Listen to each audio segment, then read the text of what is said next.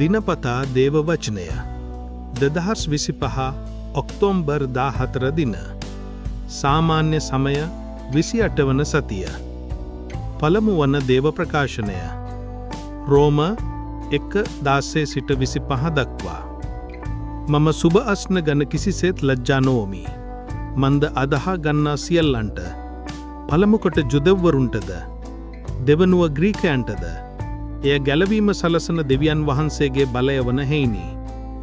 මනුෂ්‍යයන් දමිටු කරනු ලැබීමේ මාර්ගය මුල සිට අග දක්වාම ඇදහිල්ලෙන් වන බව දැන් සුබ අස්න නිසා එළිදරව් වී ඇත. ශුද්ධ ලීවිලිවල සඳහන් පරිදි ඇදහිල්ලෙන් දමිටු බවට පැමිණි අය ජීවනය අත්කර ගනිති.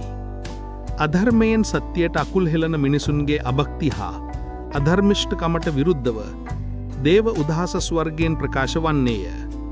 දෙවියන් වහන්සේ ගැන දත හැකි සියල්ල ඔවුන් ඉදිරියේ සක්සුදක්සේ පැහැදිලිය. දෙවියන් වහන්සේම එය ඔවුනට අනාවරණය කර දී ඇත. ලෝකයේ මැවූ තැන් සිට ඇසට නොපෙනෙන උන්වහන්සේගේ දිව්‍ය ලක්ෂණ වන උන්වහන්සේගේ සදාතන බලමහිමයත් දේවත්වයත් ඔවුන්ගේ මනසට පෙනී යන පරිදි උන්වහන්සේගේ මැවිලි වලින් ප්‍රකාශ කර ඇත. එබැවින් ඔවුන්ගේ නිදහසට ඉදිරිපත් කළ හැකි කරුණු කිසිවක් නැත. දෙවියන් වහන්සේ ගැන දැන දැනත් උන්වහන්සේට පිදිය යුතු ගෞරවයවත් තුතිකසසුම්වත් ඔවුහු උන්වහන්සේට නොපිදූහ. මෙසේ ඔවුන්ගේ තර්ක විතර්ක නිස්සාර බවට පත්වී ඔවුන්ගේ මුලාව ගිය මනස අඳුරු විය. සිය ප්‍රඥාව ගැන පුරසාරම් දෙඩු ඔවුන් අඥානයන් වී ඇත. ඔහු අජරාමර දෙවියන් වහන්සේගේ තේජශ්‍රිය වෙනුවට ජරාපත් වන මිනිසුන්ගේද පක්ෂීන්ගේද සිව්පාවුන්ගේද උරගයන්ගේද සමානකම් ඇති පිළිරූ යොදා ගත්හ.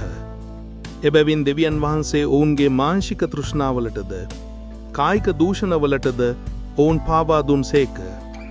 එසේ කෙලේ ඔවුන් දෙවියන් වහන්සේගේ සත්‍යය වෙනුවට මිත්‍යාවක් වැළඳගෙන මැවුම්කාරයාණන් වෙනුවට මැවිල්ලට වෙඳුම් පිදුම් හා ගැටිකම් කළ නිසාය. උන්වහන්සේට සදහටම ප්‍රශංසා වේවා. ආමේන්. සුවිශේෂය ලූක් 11:37 සිට 41 දක්වා. උන්වහන්සේගේ දේශනාවෙන් පසු එක් පරිසිවරයෙක් තමා සමග කෑමට වඩින මෙන් උන්වහන්සේට ආරාධනා කෙළේය. උන්වහන්සේ ඇතුළුව කෑමට වැඩහුන්සේක.